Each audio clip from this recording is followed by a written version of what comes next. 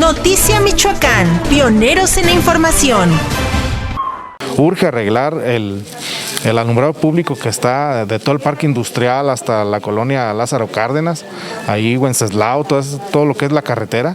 ¿Por qué? Porque hay mucho tráfico ahí de trabajadores y de empleados a las horas de la madrugada.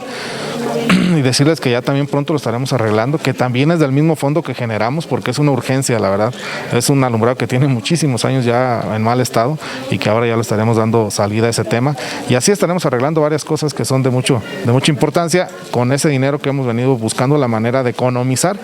En estos días daremos a conocer cuánto gasto yo de viáticos para que vean de dónde sale el dinero, pues, porque pues antes había un gasto excesivo en viáticos, en combustibles y en todos del mismo presidente municipal, y ahora pues prácticamente son nulos y eso nos genera que podamos generar más obras para la gente. NM Noticias, pioneros en la información.